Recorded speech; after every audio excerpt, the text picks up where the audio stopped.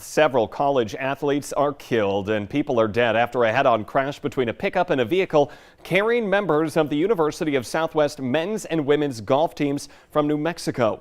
Police say a vehicle carrying the student athletes from a tournament in Midland, Texas, hit a pickup head-on, creating a massive fire that could be seen for miles. There were fatalities in both vehicles, plus several critical injuries. It's not clear yet what caused the crash. Also breaking overnight, a gas leak scare in Minot. Firefighters went door to door late last night, evacuating people from their homes because of the problem on the city's north side. Crews rushed to the neighborhood after a small explosion in a garage. Now they say half a dozen homes nearby were cleared out as utility workers looked for that cause. First responders and utility crews have been on scene all night. No one has been injured.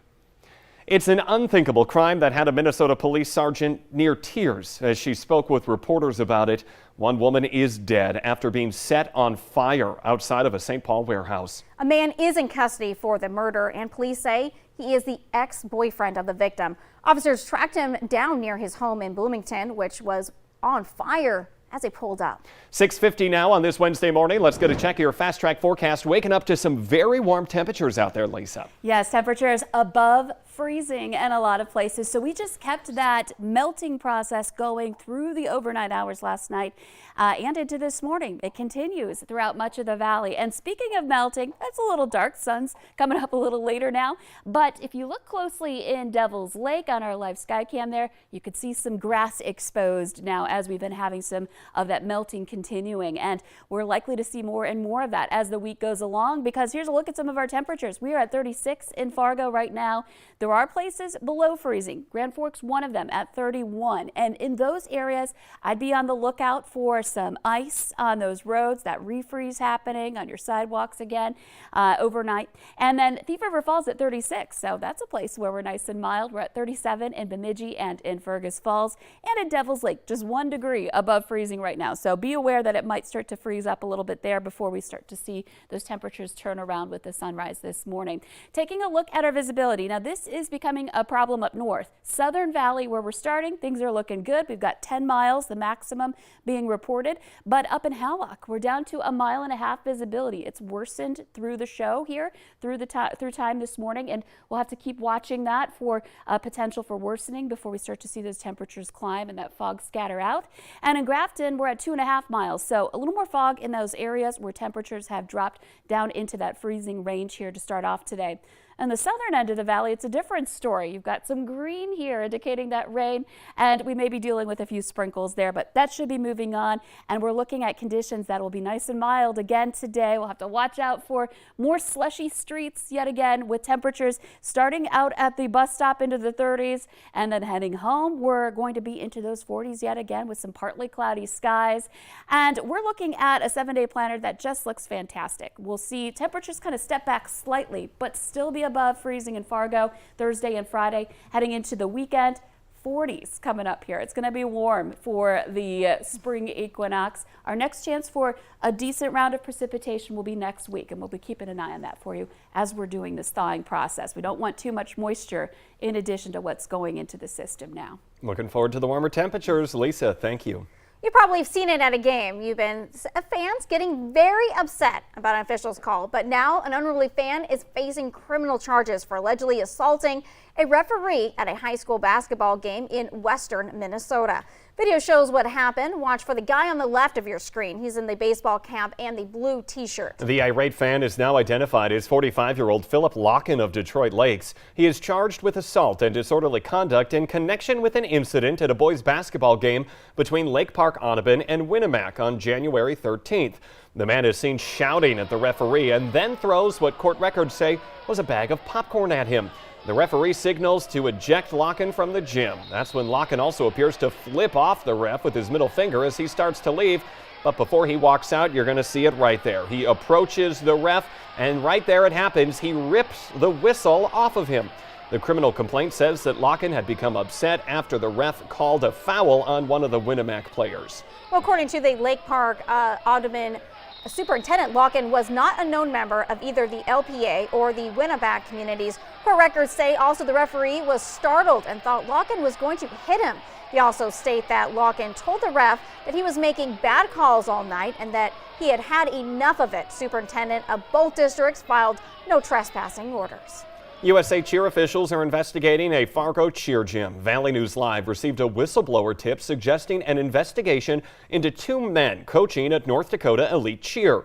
No charges have been filed, but USA Cheer Executive Director Lori Harris is confirming an investigation is underway. She says the safety of the entire cheer community is their priority, and while they cannot comment on a third party's investigation, there is a database of individuals that are ineligible for membership that are available to the public. The document includes the names of individuals ruled ineligible by the investigation by USA Cheer, affiliated organizations, and/or law enforcement.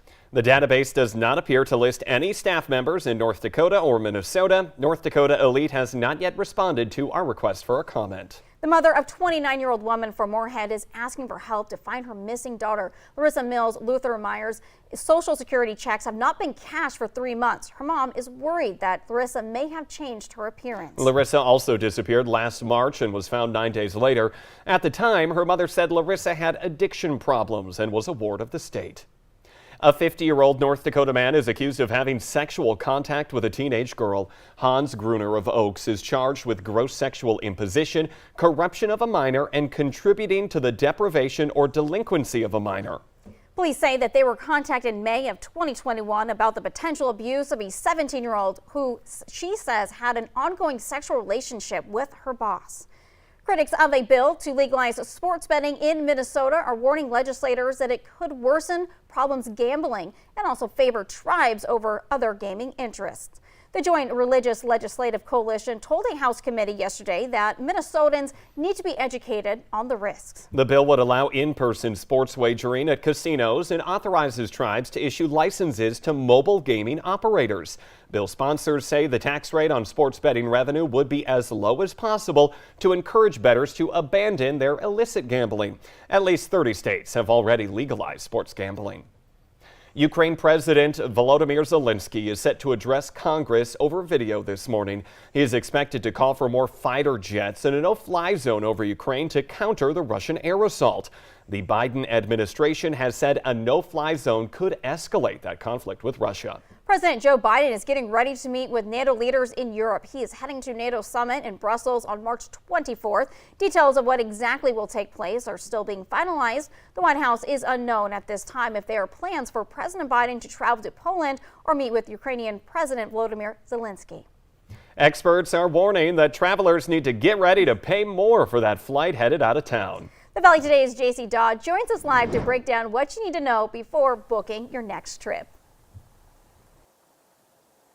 Good morning, guys. I'm here at Hector International Airport, where travel experts locally are telling me that people in Fargo might be paying more to get that flight out of town pretty soon. Now, one of the reasons is gas prices are on the rise, and that directly translates into the travel industry. And I spoke with a local travel agent who broke down 3 main reasons that we want to look at right now on your screen. Number 1, those jet fuel prices. That is the second biggest expense after those airlines pay their employees. Now, higher crude oil prices means those airlines are having to pay more and more to keep their planes up and running.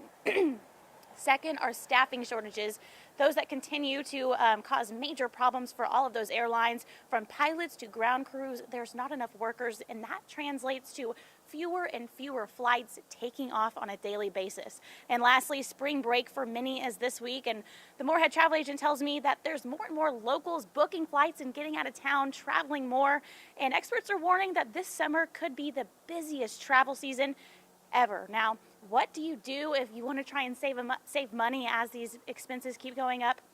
Book early. They say monitor flight prices, and if you can, try to avoid booking during those peak travel times. If you can book to fly out of Fargo on a Monday, you may save a little bit rather than booking to fly out on a Friday. Good advice as we all look to save a little extra cash. JC Dodd reporting live this morning. Thank you. Here's a traffic alert for Fargo drivers starting at 9 this morning. 10th Street North between 14th and 15th Avenues will be closed for water main repairs. It's just for 1 day and 1 lane. On 10th Street should reopen tomorrow, and then fully open on Friday, March 25th.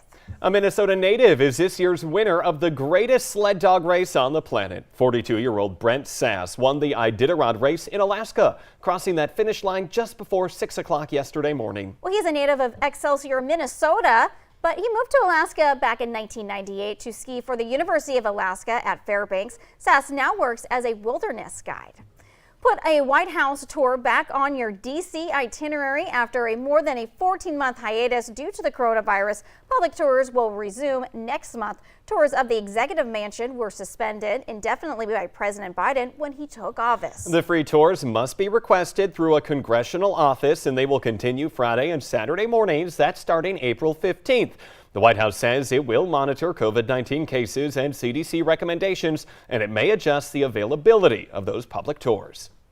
The Today Show and CBS Mornings are just about to start, but the Valley Today rolls on. More live up-to-the-minute news and weather on the Fargo CW. That's where Lisa Green is tracking a major warm-up in our forecast. We'll catch you over there. Otherwise, have a great Wednesday.